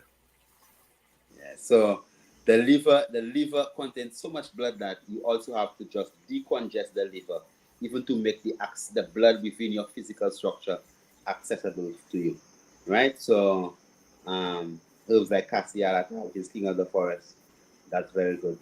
You know, sour orange, that's very Okay. good. Herbs like seed on the leaf, all these things, they are good herbs that you could utilize to decongest the liver and just boost your iron with the herbs I aforementioned. And for the prostate, you could use the roots of the stinging nettle is very potent. You could increase your zinc consumption of zinc-rich foods. Yes. Like bladderwrack, sea moss, all these different things. They have a good amount of zinc. Stinging nettle also have lots of zinc, right? And then you could use the root of the guinea hen, what they call Anamu cativera. Okay. Guinea hen weed. Yeah, the seed on the leaf also is very good for the prostate, what they call okay. Right? So these herbs there, you could utilize them for the prostate. Yet I'm telling you that as a man, just the first thing is be happy, man, be proud of you, be confident. Be confident. Right? And don't feel weak and things. Even if you not celebrate yourself, because you understand that it is important that you take in that mental state, of just, being in that sense of high achiever, high sense of self-confidence, because biologically in your bloodstream, that's where you need to be to keep your prostate nice and strong and fortified at that point in your life. Serious. How important is physical exercise? Because one of the things I'm concerned is I'm seeing more overweight Rastafari people, and I think it's because consumption of a lot of carbohydrates and sedentary lifestyle. We have big belly Rasses. I know it hurts, but we have to be honest. We have, ones that are overweight, and these ones are completely quote unquote vegan or ital. How important is the physical exercise? Well, vegan is a religion, so a Rastaman can't be vegan. Okay. And I'm gonna ask that to clarify that. That's important. A vegan is a religion. A vegan is like, it's a religion. Yeah, it's like they have their own. It is, yeah. I mean, even recently there is a lawyer. I mean, during COVID there was that whole case whereby some vegan person got something called that whole religion thing. Yeah, I think that was in England. So being vegan doesn't mean healthy. Doesn't mean that you Coke or Sprite. Or you don't have to wear no leather and these type of things. It's different. And so very vegan important. is not like because you are not eating meat, you are vegan. Yes. You have leather sandals, man. I mean, where's the cow that that was killed for that leather, man? Yes, it's true. We wear leather sandals and animal product things, and then believe and say you're vegan. I mean, they'll string you up. That is true. That's true. Vegan. So it's really a faith, so people that follow strictly based upon that. Rastafari naturally, that's what they call the ital livity, which is the ultimate livity. And a lot of people, I mean, the ultimate ital is to like harvest from your garden and prepare. So that's the ultimate livity, is to from farm to table. Yes. Yeah. So anything other than that is like a compromise, and since where you are compromising, then as you know in economics, you have what they call opportunity cost. You try to balance it in a way whereby if you're doing that, then you ensure all these different things are covered for. But the ITLS way of doing it is picking the thing from the tree and lighting your wood fire, right there and get your things right there. So that's what I would say. For us who live in urban environments, we're not in the Caribbean. This is a very important song because some of us are buying processed, vegan labeled things, and these things we have to understand that they're not healthy. It's like junk food.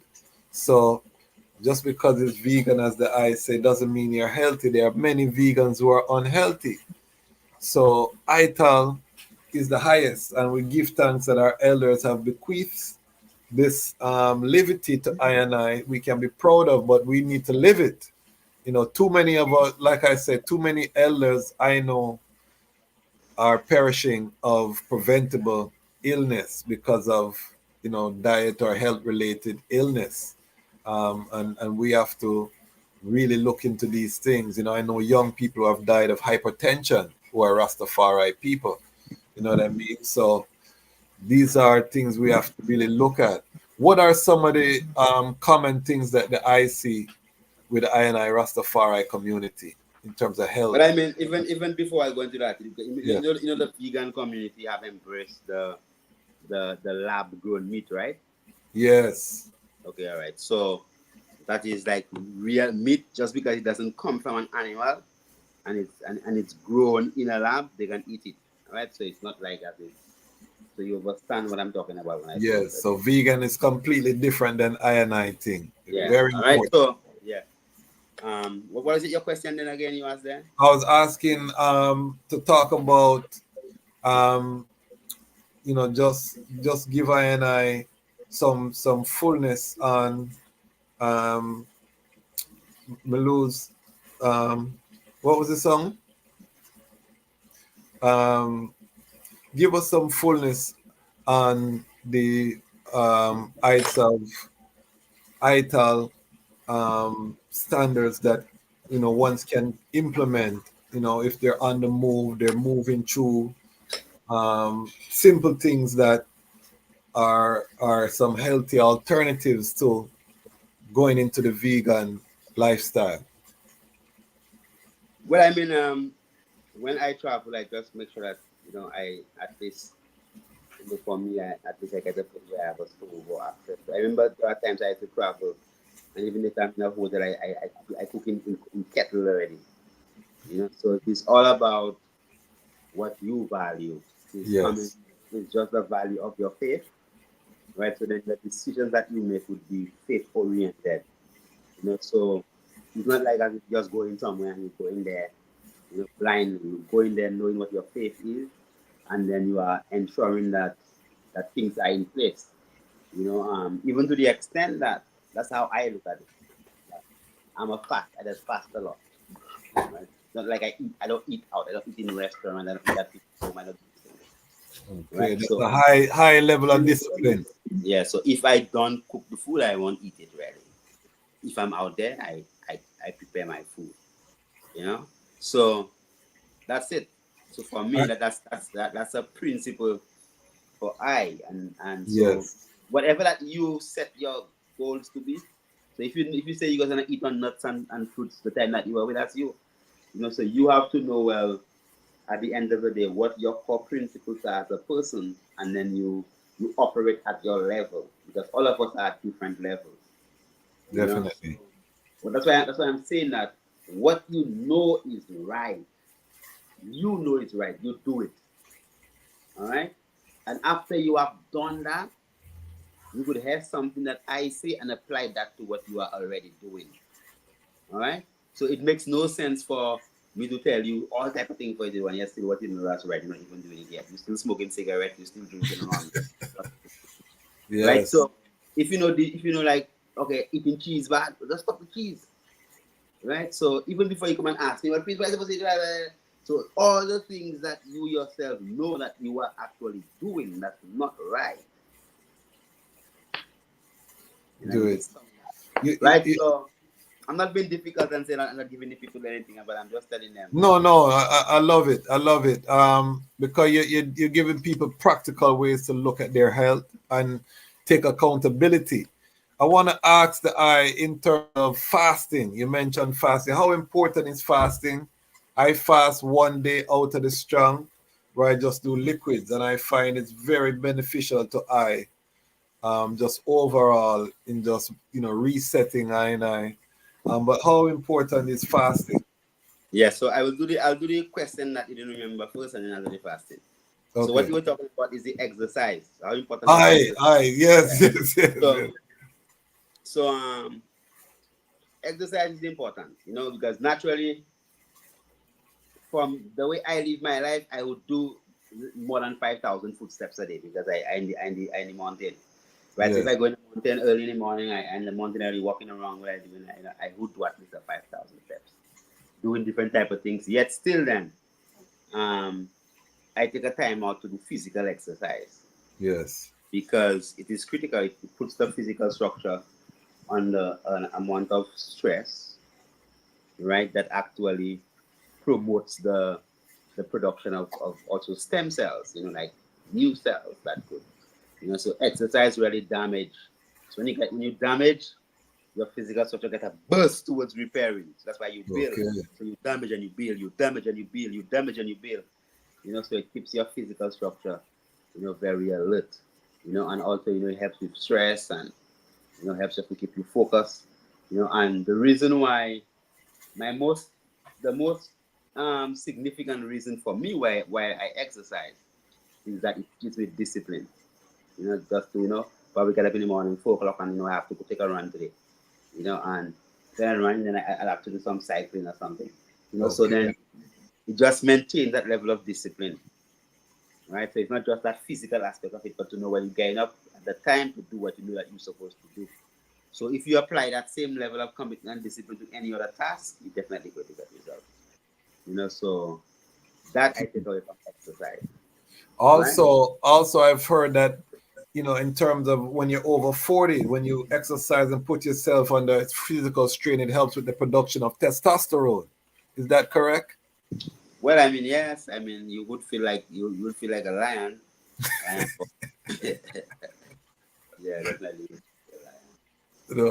It's crucial. So, okay, so take us to the fasting now. Yeah. And talk to us about autophagy, because I've been learning about this thing called autophagy of the cells. Well, I mean, when you FAST and FEAST. Mm-hmm. What's these two words? What, the fasting? FAST. Yes. And FEAST. Okay. Feasting. Fast and feast. Okay. So which are the polarities really, and what separates it? Okay. EAT. Right. So fasting is critical. It's just like exercise. So you exercise until like you feel like as if you're going to die, and then you're out of the blue, your physical structure just produce some kind of energy and make you survive, right? So bringing your physical structure to that point of exertion, and pushing it into survival mode, actually helps to reboot your physical structure and help to boost up many of the organ systems within your physical structure, right? So fasting is like one of the extremes, like exercise. Okay. So when you deprive your physical structure of food on that basic level, right, then it gets to that point of, oh boy, I am so hungry, boom, it goes into survival mode, and then you kick off your immune system, you kick off your digestive system, you begin to break up things within your physical structure. You understand? So also it gives you that level of discipline. It helps to control what they call the belly demand. All right. Talk about the belly demand. Talk about the belly demand. Enough of we have it. The belly demand is that chakra there is one that, when you operate well within your solar plexus area there, so that demand is.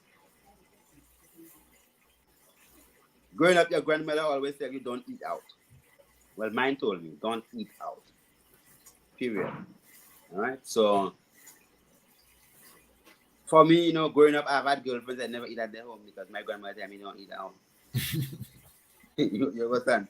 So then controlling the belly demand, because the belly demand is basically that urge, that kind of insatiable. Is it insatiable or unsatiable? I don't know. I'm not insatiable.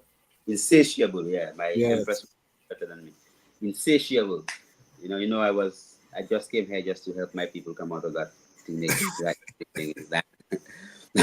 That's a new thing for me.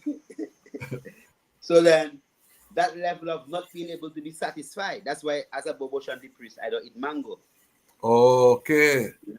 So you say mango a temptation. Mango them nice though, Yeah, but that's the thing. You say nice. In Cuba, they used to call the well-shaped woman and then mango. Okay. Oh, mango. Oh, mango. So they used to call good-looking woman mango because when you can't eat one mango, When you eat one mango, you want to eat two mango, you want to eat three mango, you want to eat four mango, you know. So you just stay away from the mango. But isn't mango full of zinc and different? Isn't a mango a healthy fruit? Yeah, liver full of zinc and iron. But you say you know if you touch a mango, if the eye touch a mango, you say a 3, 4, 5 mango, I forget brush. No, I mean no, it is not even about the mango, it's a principle which the mango actually represents. Okay. All right. So you as a priest being able to abstain from eating the mango, something that tastes so good and is in such abundance and it's all around you. Okay. Right? It helps you build up that control that Discipline. belly demand. Discipline. Yes. You know, so you are not just lusting after these things there. So in such great abundance and it's so beautiful, so nice. Mango is one of the only fruits people gonna fly stone out on the tree just to send it down, you know. And they'll see one mango in the tree and they'll throw stone after stone to get that mango. All right, and then you as a man would see like because even at Mount Kailash Rejuvenation Center, I have lots of mango trees there, right? But I don't feast on it. People come and just eating mango and think I don't feast on it. So for me, right, it is more the principle of what the mango actually represents is that level of abundance and beauty and goodness, and then you choose to actually refrain from it. You know, so fasting then teaches you that high level of discipline. All right, so controlling that belly demon, meaning that you're not operating from here. Hair don't control you, right? You could operate from here, right? Or you can operate from here, your intuit. Yes. So you could just do, right? Or then you could do hair, do good. You know, you could do in that manner whereby whatever you in is coming from that heart chakra. Or you could just be when you are, you know, everything else comes out from there. Right? So controlling that belly demon is that's what it means really. Building that high sense of self-discipline. So it's not just a mango, not eating mango, it's the principle. The principle of self-discipline from things that you love. Yeah, for things that you love. So what does it mean when a man is carrying a big belly from a medical perspective or scientific? What is the danger of, because I have an uncle who is a doctor and he told me that belly fat is one of the most dangerous type of fat to carry. What is the danger of having a big belly? We call it like a pregnant belly and you're a man. Well, a high belly, if the belly is high up, then it's more like prostatic issues. All right? Because excessive estrogen does align the abdominal region with extra fat. That's why when women, after they give birth, they say they have baby fat. Because while they were fruitful, the estrogen level was up there, so it deposited lots of fat around that region. All right? So for the man, if that belly is an up belly, then you have to be concerned about prostatic problems. If the belly is a hanging belly, then it actually correlates more with cardiovascular disease. You know? Wow. So these two bellies there, when you see them, and from a logical basis, if your belly not supposed to be that big and it's that big, that means that you're carrying some extra weight. Yes. Right. So imagine that you're walking and you don't have to carry that weight with you everywhere. Imagine what the extra weight doing to your back, doing to your foot, doing to your knees, doing to your organ system, just because you have that extra baggage carried.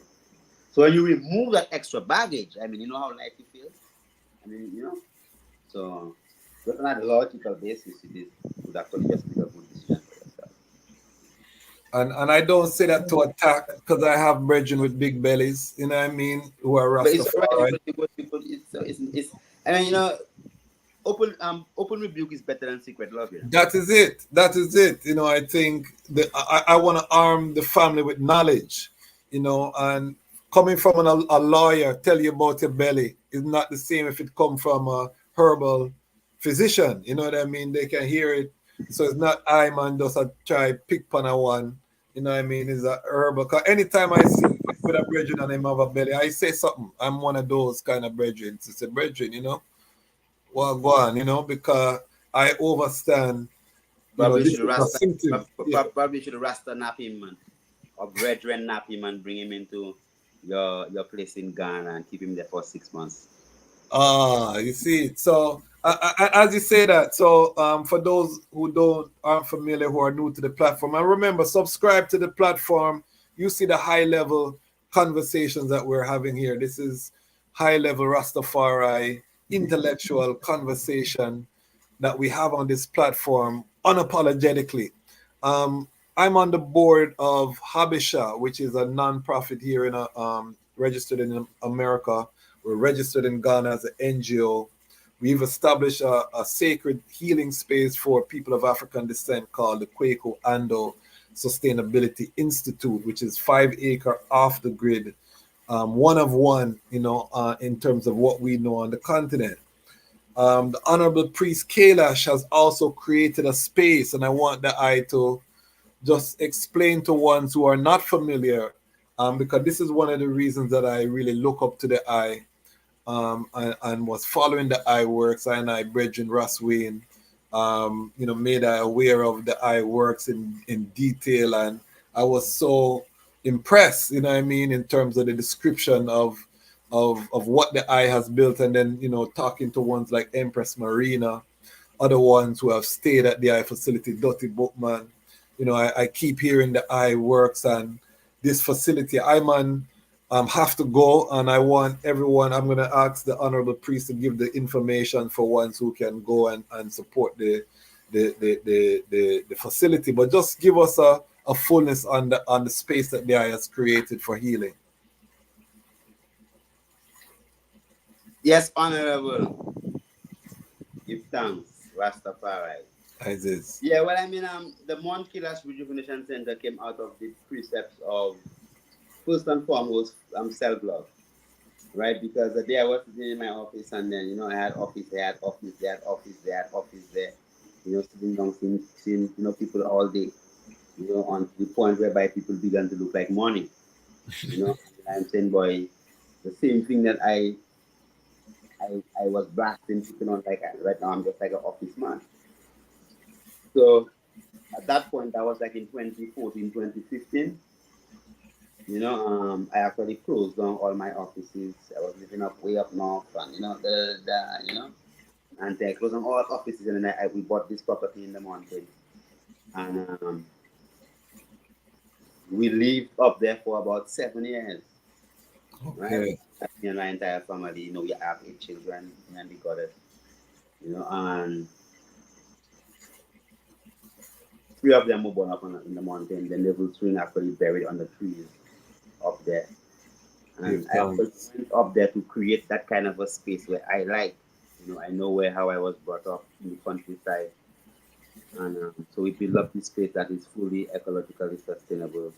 Meaning that, we try to build within the landscape, solar, water harvesting, spring, fresh water. Wow. In the heart of them, in the mountains, so that's always been our mandate to revolutionize the healthcare system. So we said, well, what sense does it make to go in a hospital and then you lying down on a bed and the person next to you dying? That's the truth, and most people are afraid of going to hospital. Remember, the hospital is supposed to be the place that if you're not well, you want to go. Because if you're not well, you want to go to that place that will make you well. Yes. But if you're not well and they're taking you to the hospital, but you're afraid. So the hospital is now representing something other than what it's supposed to represent, which is that chance to live. So yes. Even though the hospital, but it's still good. But take me to the hospital. Oh, press the Lord. No, but when somebody do that they go in hospital. Well, I'm going to hospital. Then I'm going to come out. So a former head of taking St. Luke herself told me a day that the hospital is like St. Michael. The thing that decides whether you make it or not. Right? So at the end of the day, I went through that in my process going to medical school. I see people dying. I see people for all type of conditions. I witness birthings, where they just cut woman and, so I say, wow. I never Empress to go through them type of things. I deliver my children, right? So at the end and also help people to bring forth their own children into creation. But it's nothing with the dogs and the pussycats and the tigers and things can do it. Why you such a supreme being with such knowledge and excellence cannot put other child, right?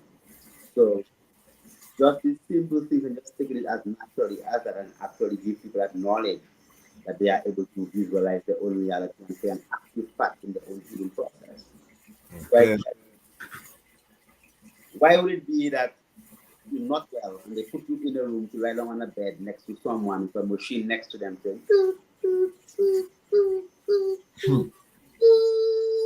and then you just see somebody wrapping the person and going the person and you like that, right? And then you have windows closed up, no fresh air, disinfectant, somebody first saw, they just bring somebody, they get shot there, and that's the environment that you are, and you are in that space for healing. So the polarity of that is fresh air, fresh water, trees, butterflies, cricket in night, water flowing, the moon, open up space, and that's what Mon Kailash is. Mon Yes. Kailash presents an environment whereby the herbs you use come from the land, the food you eat comes from the land. You are in a space where you will still have your warm bath if you want, or you will still have, still have a flushing toilet. You're still comfortable. You still have light. You can still do your thing, but yet still you are within that serene, peaceful space whereby the environment itself is conducive towards your healing. So Mon Kailash came out of that desire. As we say, it is an external manifestation of the inner aspect of myself. Mighty. And I was just telling an elder, Bongo Grease, big up Bongo Grease out of Trinidad, that our generation, we have to build physical structures and institutions that support the creed. That is our mission right now, because if we want to preserve the integrity of the movement for generation, we have to have physical infrastructure. And that's why I respect the eye. I was also talking about the eye to Ras First Man, who control the Ras Tafari indigenous village in Jamaica. The eye has met Bingi Shan there in Ghana recently, and I know that I will get a chance to visit the facility. But one of the things that I really want to do is just connect the three of the IDEM who have physical spaces that are controlled by Rastafari brethren, and all of them are healing spaces, because as we look at repatriation, in terms of the nuts and bolts, there's a healing component. You can't just go Africa and you're not healed from your trauma, your whatever you need to heal. There have to be spaces in the West for healing and rejuvenation, and there has to be an ecosystem. And I always say, in Rastafari, one of the things I love about His Majesty is that he calls someone to do the job. You just think about it. Someone else is already doing it, It's nothing we have to create. We just have to identify the brethren within the ecosystem that have been called to do that work and connect the dots. And I see that as I'm on mission. So I'm going to be reaching out to the eye to make that link there. And I really give thanks. We've almost gone 2 hours, believe it or not, in the reasoning.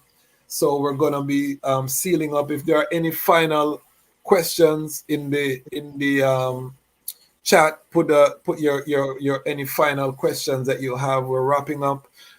We are 1 subscriber away from 2,500 subscribers, which is our milestone. So if you are watching and you're not subscribed, hit the subscribe button so we can hit that 2,500 mark. Big up the Lion Pride. We are growing. The word is spreading. Rastafari, non-aligned, independent media. It's important for every movement to have its control of its narrative. We cannot be rising as Rastafari and we do not have media that controls the narrative, and that is what we're building here. I want to just give thanks for the Honorable Priest. Yeah, is very busy, and you made time for treat I like a brother, although we're just even getting to really link and connect. So I really give thanks to the what final sounds would you leave to the family in terms of, well, before that, let me read some of the comments before I seal up, because I have to heal up the ones. Okay, before we get into the final sound. Honey is said to increase the absorption of iron for the blood. Do I know anything about that, dear Honorable Priest? Not I will not say, well, I have read any articles on that. Okay, I'm okay. not saying that there are not. I have, it's not something. Yes. And that's the honorable part of Honorable Priest, because him don't know, him just don't try build an answer. You can be a learned person and don't know the answer to a question. We have to learn that as a people, you know. So I really give thanks to that. Marcus, we have Bahamas on the check-in. Greetings, family. Enough love and blessing to the Lion Voice family coming from Bahamas, House of Rastafari family. Big up the priest, health and wellness center. Eyes is eye. Bless up yourself. Boom. Give thanks, Aya, for mentioning that vegan is a religion. Ones need to hear this sound. Yes, I give thanks. Nick Nakas checking in from Seattle, Washington. Kenny, yes, I give thanks. Jamarcus Rastafari need to get back to the him say Italy. I know him mean to put ital diet in I Ella set for I. I agree. Fasting is self-discipline of the mind. I agree, Jamarcus. Priest, what happens when someone eats 1 or 3 times a day and don't go to the bathroom? Where do the food go? I Where do the mean, food go? well, they say that you are full of, you full of, stays inside, it decomposes and you absorb it, you know, because what happens is that your digestive system is like you have this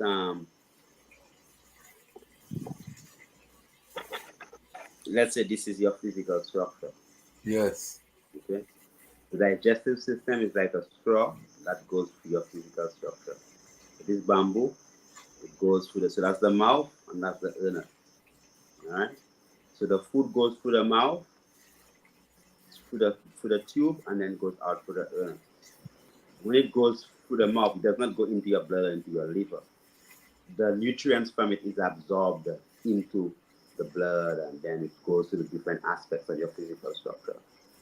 So when the feces is in the colon and it stays there, the fundamental role of the colon is for absorption. So the colon is going to be sucking out the water.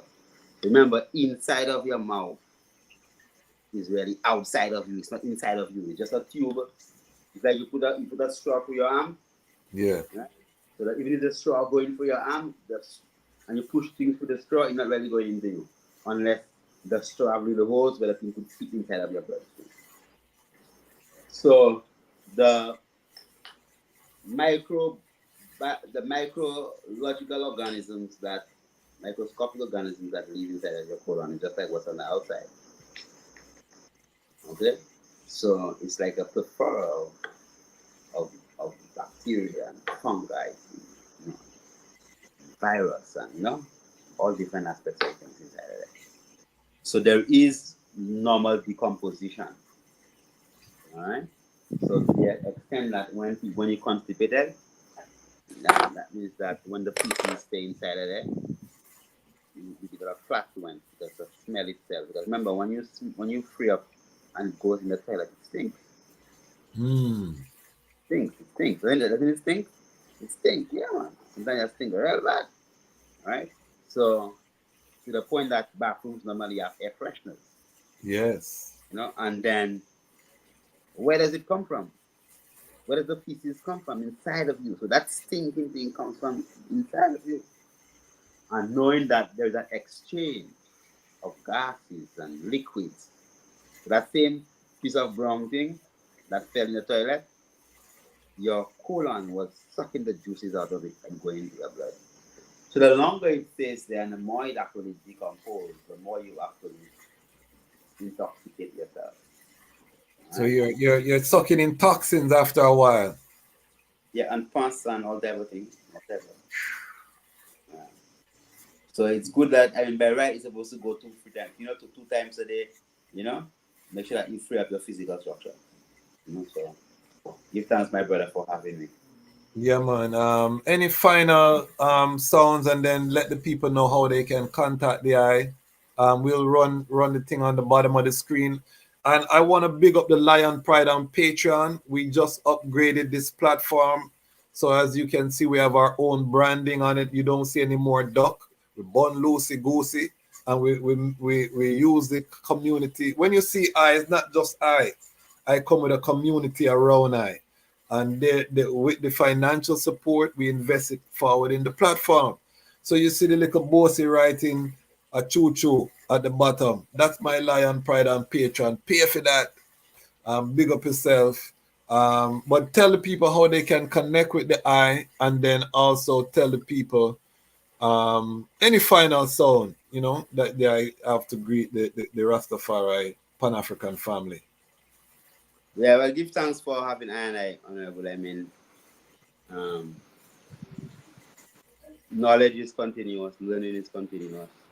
You know, so I know we'll meet again, and we will listen again. So give thanks for the opportunity for having I. And as you said earlier on, you're wrapping up, but you know we're not wrapping up. You know what happens when you wrapped up, eh?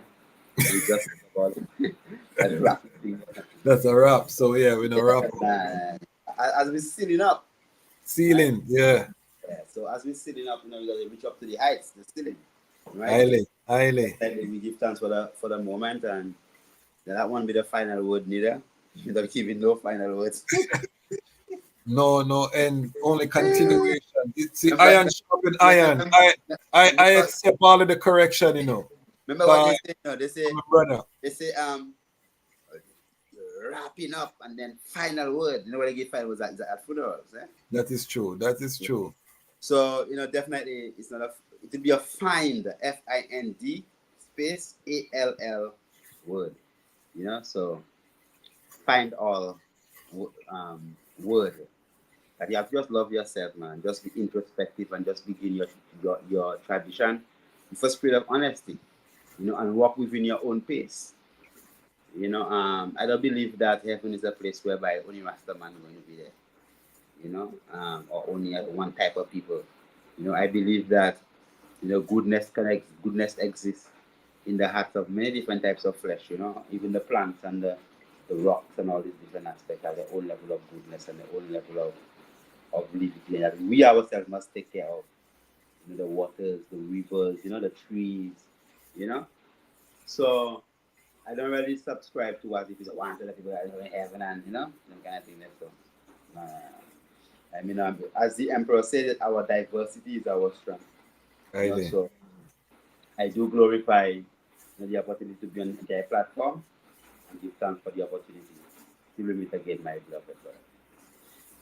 Yeah, man, perfect love. I really, as I said, this was a great blessing for I and I. It's a great honor as well. No end to reasoning in Mount Zion, only continuation. I learned that from I and I elders. Big up Ras Iris. Big up the 31 of I and I that were on live. If you're not subscribed to the platform, subscribe. I need one subscriber to hit 2,500. Let's hit that milestone tonight. So if you're not subscribed, hit the subscribe button.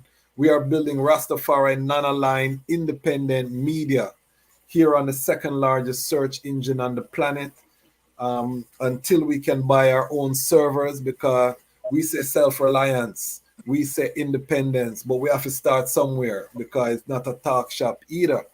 So we give thanks for all who see the vision, who have been supporting our ascendance, our uprising, and just know that this is just the beginning. What you see here is just the beginning. It's going to continue to evolve with ones like Honorable Priest Kailash, the Rastafari family globally. There's no one that we do not have access to bring on this platform who is serving the King of all kings, conquering Lion of the tribe of Judah. And so we will try to reflect that from the global family. Give thanks once again, Honorable Priest Kailash, to the I family, to the I example, for an example of Rastafari excellence. You know, that is when I see the I, we're the same age. We found that out the other day. But when I see the I see an example of excellence, you know, the embodiment of that high standard that we aspire to, that I can show my son and say, see, Honorable Priest Kailash, no compromise, go through, you know, tertiary medical school with him turban as an unapologetic Rastafari. This is what we can show our youths, building an institute that is healing people in real life, you know what I mean? Not just rubbing out his hand niggle and listening to reggae music, you know what I mean? This is, you know, and some people start there, so I'm not even saying, you know what I mean, 'cause everyone have a genesis and a journey, but I think it's important that we show these examples and that we highlight these examples. It's not just our artists that run upon a stage, and I'm an artist, so I am saying that with the utmost love, but we have professionals of Rastafari, we have grassroots, we have all different facets that have been called to serve the King of all Kings. So, family, once again, we are here. And remember that the time has come for the lions and the lionesses to tell our own story. And this is the lion's voice. Rastafari, royal blessings and honor and majesty. Yes, yeah, people, this is Michael Shemai representing. I will say, hear the lion voice, saying it is time for the lions and the lionesses to tell their own story. King David killed Goliath with a stone, we original dread. The fittest of the fittest shall survive. But people, open your eyes. Wake up. Blessed love, this is Queen Omega, representing for all lions and lionesses. With the lion's voice, we come to tell our story. Rastafari, live it. Hey, the lion's voice, Rastafari.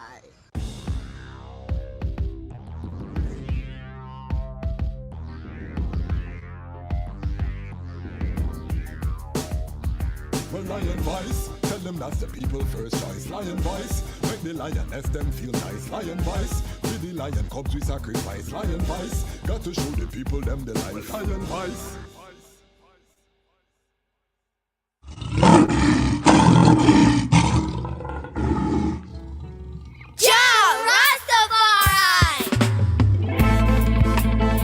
Them could never conquer the mountains. Thousands of years and counting.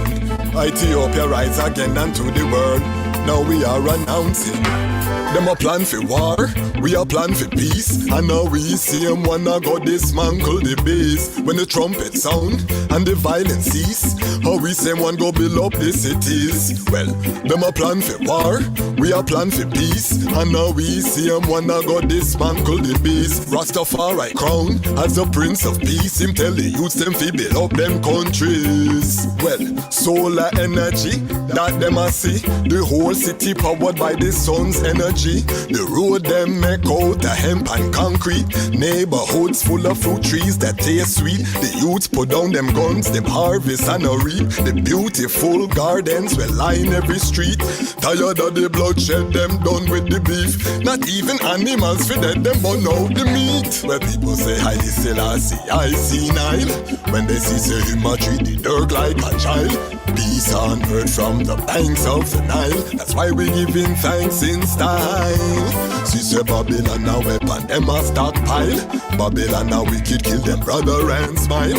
Lion, Babylon a reptile. Them a plant for shed blood, we got plans for the soil. Them a plan for war, we a plan for peace. And now we see them wanna go dismantle the base. When the trumpet sound and the violence cease, how we say one go build up the cities. Well, them a plan for war, we a plan for peace. And now we see them wanna go dismantle the base. Rastafari crown as the Prince of Peace. Him tell the youths them fi build up them countries. No more gullies, proper sanitation. Proper toilets with proper filtration. Clean water for the youths them fi use. Our sons and daughters safe, no more child abuse. Africa arise, read